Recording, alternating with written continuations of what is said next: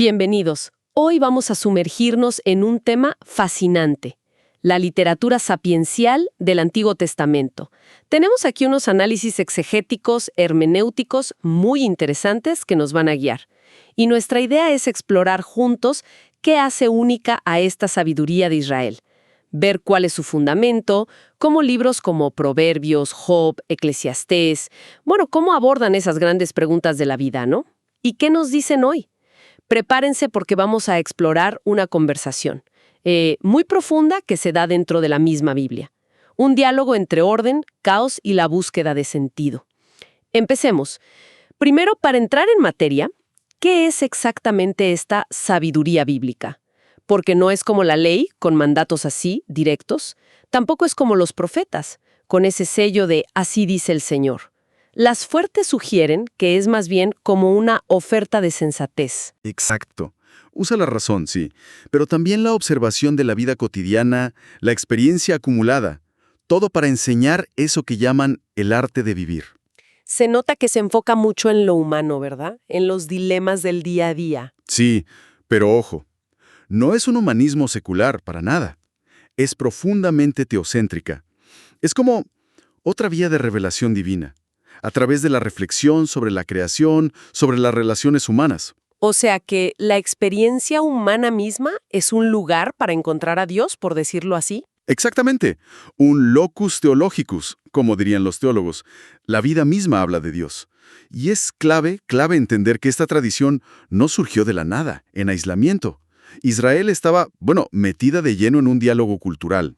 Heredó y participó de una riquísima tradición intelectual del antiguo cercano Oriente, el ACO, milenaria además. ¿Cómo qué tipo de tradiciones? Mira, en Egipto, por ejemplo, estaban las famosas instrucciones, las Sebait. Eran consejos a menudo de padres a hijos, de sabios a discípulos. Buscaban enseñar cómo triunfar en la vida, cómo mantener el Ma'at, ese orden cósmico y social tan importante para ellos. Ah, claro, el Maat. Y hay ejemplos muy antiguos, pero uno que nos toca de cerca es las enseñanzas de Amenemope, más o menos del 1200 a.C.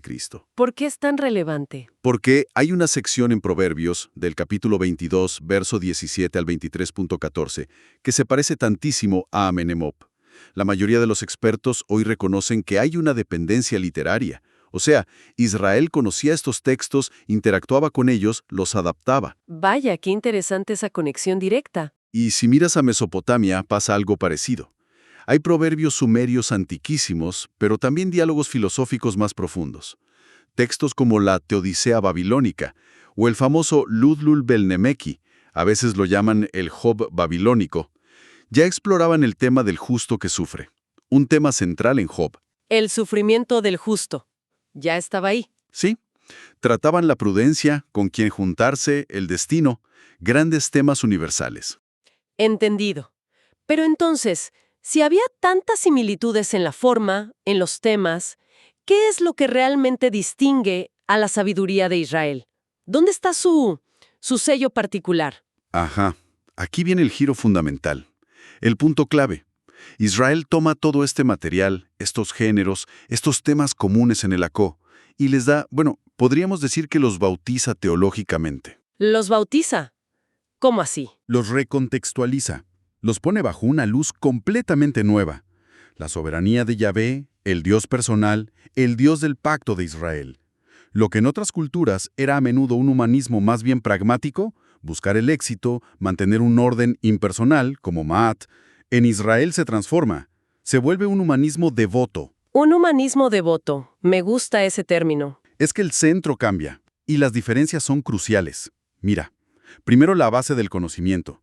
Sí, valoran la experiencia, la observación, Proverbios está lleno, pero siempre están subordinadas a la revelación de Dios, a su gobierno. La fuente última, la raíz de la sabiduría, es Dios. Proverbios 2:6 lo dice clarísimo, porque Jehová da la sabiduría. Entendido. No es solo cosa humana. Exacto. Segundo, el objetivo. No es solo tener éxito o ser bien educado. Es buscar la justicia, la rectitud, la piedad. Fundamentalmente, tener una relación correcta con Dios. El arte de vivir es, en esencia, caminar con Dios. Cambia la meta final. Totalmente. Y tercero, la retribución. Esa conexión entre portarse bien y que te vaya bien. No se ve solo como una ley natural, impersonal. Se basa en que hay un Dios personal, un Dios sabio, justo, que interviene activamente, que bendice la rectitud y juzga la maldad. Esa centralidad de Yahvé como Señor personal y soberano, eso es lo que la hace única. Clarísimo. Y si Yahvé es tan central, entonces tiene todo el sentido que la base de toda esta sabiduría sea, esa frase tan conocida, el temor de Jehová. Proverbios 1:7 lo dice de entrada, el principio de la sabiduría es el temor de Jehová. Pero a ver, temor, suena un poco a miedo, ¿no? ¿Es solo eso? Excelente punto, porque la palabra hebrea ahí, yirá, es mucho más rica que nuestro miedo. Y reshit, principio, no significa solo el comienzo en el tiempo, sino también la esencia, lo principal, el fundamento mismo. Ah, no solo el punto de partida. No, es la base sobre la que se construye todo. Y varios textos clave lo reafirman. Proverbios 1:7, 9.10 lo ponen como tesis del libro. Y lo conectan con Da'at, un conocimiento íntimo, relacional con Dios. Un conocer a Dios, no solo saber sobre Él. Exacto. Luego Job 28:28. Después de esa búsqueda increíble por la sabiduría en el capítulo 28, donde concluye que la sabiduría profunda es inaccesible para el ser humano por sí mismo, la conclusión práctica es, he aquí que el temor del Señor es la sabiduría, y el apartarse del mal, la inteligencia. La sabiduría a nuestro alcance es relacional y ética. Humildad ante lo que no podemos entender. Y vivir rectamente. Justo eso, Salmo 111:10, lo une directamente a obedecer la Torá. El principio de la sabiduría es el temor de Jehová. Buen entendimiento tienen todos los que practican sus mandamientos. La sabiduría se ve en la acción. Sabiduría práctica. Y finalmente, Eclesiastés 12:13, el gran cierre del libro. Después de mostrar la vacuidad, el hebel de buscar sentido solo debajo del sol, ¿cuál es la conclusión de todo el discurso? Teme a Dios y guarda sus mandamientos, porque esto es el todo del hombre. Es la única respuesta con sentido que Cogelet encuentra. Impresionante cómo todos estos libros tan diferentes convergen ahí. Entonces, si no es solo miedo, ¿cómo definiríamos mejor esa yidá, ese temor de Jehová? Es una actitud compleja. Tiene varias caras, digamos. Si miramos los textos, podemos ver al menos 4 dimensiones clave. Primero, reverencia y asombro. Un sobrecogimiento ante la majestad, la santidad, el poder de Dios. Una profunda humildad. Reconocer quién es Él y quiénes somos nosotros. Como quedarse sin palabras ante algo inmenso. Algo así. Segundo, sumisión voluntaria. Reconocer su autoridad, su soberanía sobre todo, y confiar en sus planes aunque no los entendamos. Job tuvo que aprender eso a la fuerza, ¿no? Definitivamente. Confiar aún sin entender. Tercero, obediencia activa. Este temor no es pasivo, no es solo sentir algo. Se traduce en querer vivir como Él quiere, escuchar su palabra y ponerla en práctica, como decía el Salmo 111. Un temor que mueve a la acción. Y cuarto, una dimensión ética crucial que Proverbios 8:13 define explícitamente. Aborrecimiento del mal. El temor de Jehová es aborrecer el mal, la soberbia y la arrogancia, el mal camino y la boca perversa, aborrezco. Odiar el pecado porque ofende a Dios, porque daña su creación, no solo por miedo al castigo. Entendido. Entonces no es un miedo que paraliza, sino un respeto profundo que orienta, que motiva, que define toda la relación con Dios y con el mundo. Exactamente. Es la actitud fundamental. Teólogos como Walter Kaiser, por ejemplo, lo ven como la respuesta fiel dentro de la historia del pacto. Otros, como D.A. Carson, conectan esta actitud de temor y humildad con la necesidad de reconocer a Cristo como la sabiduría de Dios encarnada, ¿no? Mencionada en Corintios, en Colosenses. Claro, prepara el terreno. Sí. Y bueno, perspectivas más vivenciales, como algunas pentecostales, van a enfatizar la experiencia de este temor en la dependencia diaria del Espíritu Santo. Y aquí es donde, para mí, la cosa se pone todavía más interesante. Porque la Biblia no nos da una visión plana, simplista de la vida. Estos 3 libros, Proverbios, Job, Eclesiastés, aunque son todos sapienciales, parece que están en un diálogo constante, a veces hasta tenso. Sí. Sí, totalmente. No es que se contradigan, pero crean como una tensión dinámica. Podríamos verlo como tesis, antítesis y una especie de síntesis, ¿no? A ver, exploremos eso. Me parece perfecto. Empecemos por Proverbios. Podríamos decir que es la tesis fundamental de la sabiduría práctica. Este libro nos presenta un universo que, en su diseño original por Dios, tiene un orden moral. Hay una estructura, una lógica. Causa y efecto, digamos. Y exacto. Vivir sabiamente según Proverbios es entender ese orden y alinearse con él. El principio que lo guía es la teología de la retribución. Tus acciones tienen consecuencias, generalmente predecibles en esta vida. La justicia, la diligencia, la humildad tienden a llevar a la bendición, a la estabilidad. Lo vemos una y otra vez. Jehová no dejará padecer hambre al justo, Prov 10.3. La bendición de Jehová enriquece, Prov 10.22. El temor de Jehová aumenta los días, Prov 10.27. Son como las reglas del juego de la vida bajo Dios. Algo así. Y para enseñar esto, usa arquetipos muy claros: el sabio contra el necio, el justo contra el impío, el trabajador contra el perezoso. Ah, el perezoso y su excusa de león en el camino. Prov 26.13. Esa es inolvidable. Exacto.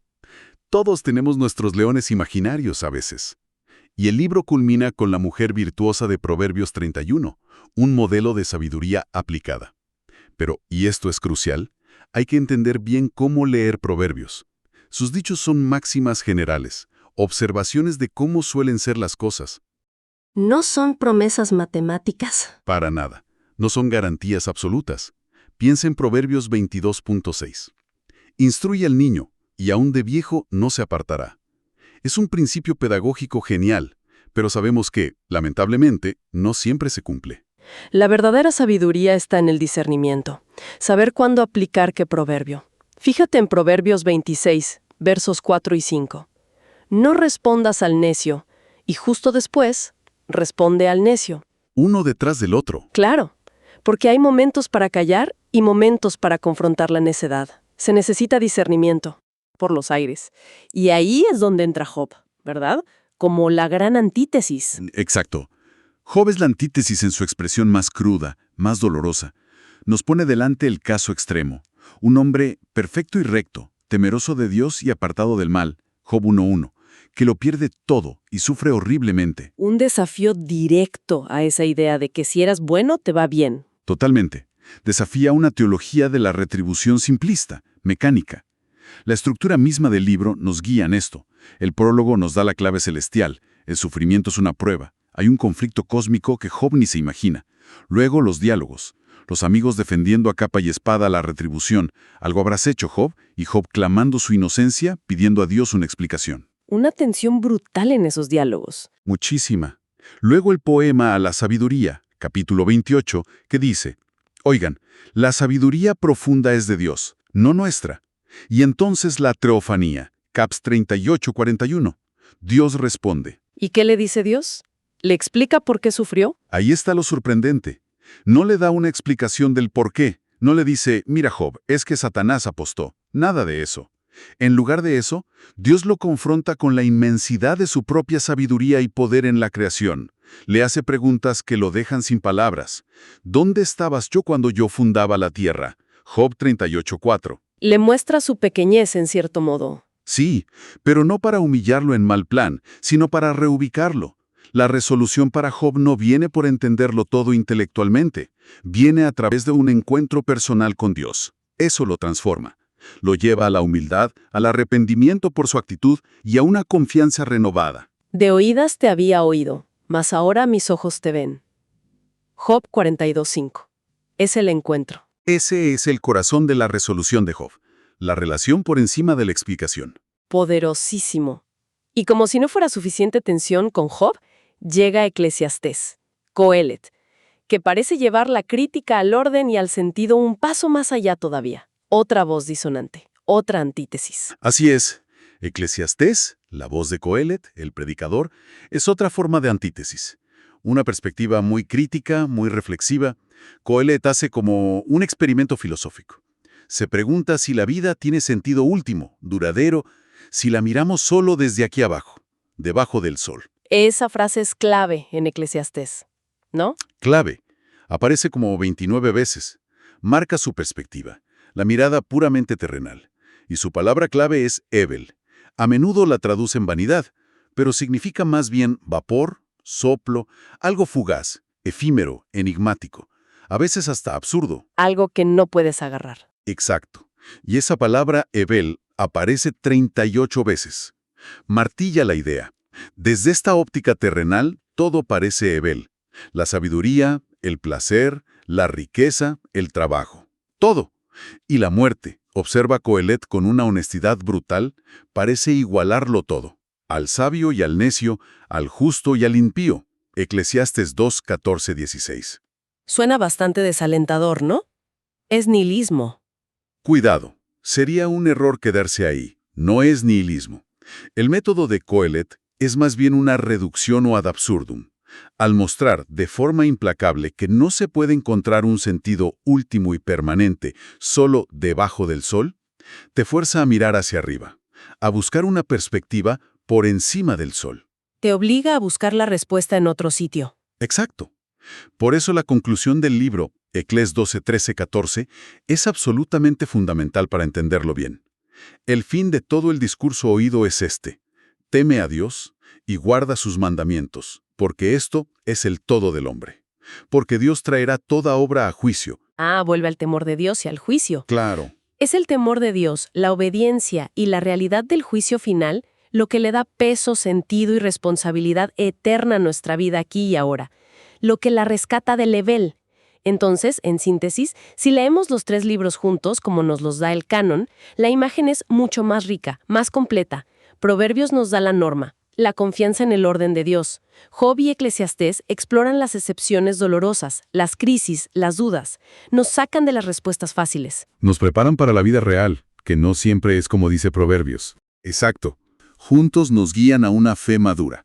Una fe que empieza confiando en el orden, Proverbios, pero que es capaz de atravesar las tormentas del sufrimiento sin explicación, Job, y la sensación de vacío, Eclesiastés, para llegar a una confianza probada, profunda, en la soberanía y la sabiduría de Dios, aunque no entendamos todo. El sentido último, la justicia final, descansan en Él y en la eternidad. Qué increíble cómo estos textos dialogan entre sí. Se desafían y al final nos dan una visión tan robusta de la fe. Pero bueno, bajémoslo a tierra. ¿Cómo aplicamos esta sabiduría milenaria hoy, en el siglo XXI? Es que es increíblemente práctica. Sus principios siguen totalmente vigentes. A ver, veamos algunas áreas. Primero, ética, integridad y justicia. La sabiduría bíblica no se anda con rodeos aquí. Insiste en la integridad total. El que camina en integridad anda confiado. Prov 10:9. Exige honestidad radical. La balanza falsa es abominación a Jehová. Prov 11:1. Y va más allá. Proverbios 21:3 dice algo fortísimo. Hacer justicia y juicio es a Jehová más agradable que sacrificio. O sea, la acción justa vale más que el rito religioso. Exacto. Nos llama a una coherencia total entre lo que creemos y cómo vivimos, en lo privado y en lo público. Y a ser agentes de justicia, a defender al vulnerable. Job clamaba por eso, Coelet criticaba la injusticia. Un llamado muy fuerte a la coherencia, sí. A que la fe se note en la calle. Totalmente. Segundo, trabajo, diligencia y finanzas. Hoy que a veces o idolatramos el trabajo o buscamos solo el placer. La sabiduría bíblica nos da un equilibrio. Valora la diligencia. Nos manda aprender de la hormiga. Prov 6.6 a 11. Dice que la mano de los diligentes enriquece. Prov 10.4. Reconoce que la riqueza puede ser bendición, pero advierte muchísimo sobre sus peligros. El orgullo, poner la confianza ahí. Prov 18.11. La avaricia. El peligro de que el dinero se vuelva un ídolo. Exacto. El principio clave es la mayordomía. Somos administradores de lo que Dios nos da. Tiempo, talentos, dinero. Eso implica trabajar con ganas, planificar. Los pensamientos del diligente tienden a la abundancia. Prov 21.5. Ser generosos. Honra a Jehová con tus bienes. Prov 3.9-10.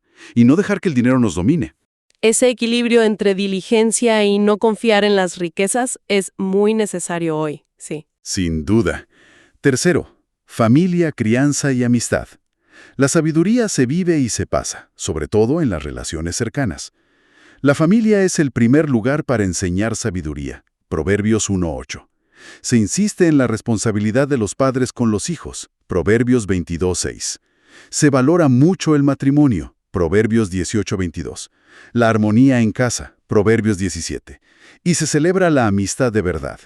Esa amistad que es más unida que un hermano. Proverbios 18:24. Esa misma. La lealtad. En todo tiempo ama el amigo, Proverbios 17:17. Incluso la corrección honesta. Hierro con hierro se aguza, y así el hombre aguza el rostro de su amigo, Proverbios 27:17. Y Eclesiastés también lo dice, mejores son dos que uno, Eclesiastés 4:9-10. El compañerismo es vital. Principios de relación que no pasan de moda. Fundamentales para cualquier comunidad sana. Totalmente. Y una última área que hoy es, súper relevante, el poder de la lengua y la era digital. Proverbios es increíblemente consciente del poder que tienen nuestras palabras. Proverbios 18:21 es brutal. La muerte y la vida están en poder de la lengua. ¡Qué fuerte! Es que es así. Una palabra amable calma la ira, Prov 15:1. El chisme, la calumnia destruyen, Prov 16:28. Esto es una guía ética directa para cómo nos comunicamos hoy en día. En redes sociales, en WhatsApp, en los comentarios. Nuestras palabras construyen o destruyen. Exacto. Son verdad, son amables, son necesarias, edifican. Como pide Pablo en Efesios 4:29. La sabiduría nos dice, sean lentos para hablar, Santiago 1:19. Qué necesario en un mundo tan impulsivo. Usar las palabras para sanar, para construir, para reflejar la verdad y la gracia de Dios. También en el mundo digital. Una aplicación súper pertinente. El Ágora Digital necesita mucho de esta sabiduría. Bueno, hemos hecho un recorrido increíble hoy, ¿eh? Desde ver qué hace única la sabiduría de Israel, su base en el temor de Jehová, hasta explorar esa tensión fascinante entre el orden, Proverbios, el caos, Job, y la búsqueda de sentido, Eclesiastés. Y vimos cómo aterriza en cosas tan concretas como la ética, el trabajo, la familia, la amistad, hasta cómo usamos las redes sociales. La sabiduría bíblica se nos muestra como algo muy relacional, muy práctico y al final un camino hacia la madurez. Y es fundamental recordar hacia dónde apunta todo esto. Esta sabiduría del Antiguo Testamento, al mostrarnos los límites de nuestro entendimiento, Job 28, al enseñarnos que la vida sin Dios es Hebel, Eclesiastés, al personificar la sabiduría casi como alguien divino, Proverbios 8, prepara el terreno, crea las categorías para que podamos reconocer a alguien más grande. Prepara el camino para Cristo. Exacto. Él es aquel que Proverbios 8 prefiguraba. Como dice el Nuevo Testamento, Cristo es poder de Dios y sabiduría de Dios. 1 Corintios 1:24-30. Y es en Él en quien están escondidos todos los tesoros de la sabiduría y del conocimiento. Colosenses 2:3. Él es la respuesta encarnada a esas preguntas profundas, a esos anhelos como el de Job por un mediador que vemos en estos libros. Nos despedimos entonces con una pregunta para reflexionar, para llevarse a casa. ¿De qué manera esa tensión que exploramos hoy entre el orden que buscamos, Proverbios, y el caos que a veces nos golpea Job y Eclesiastés, resuena más fuerte en nuestra propia búsqueda personal de sentido y fe, aquí y ahora? ¿En qué punto de ese diálogo interno, que la misma Biblia nos muestra tan honestamente, nos encontramos cada uno de nosotros en este momento?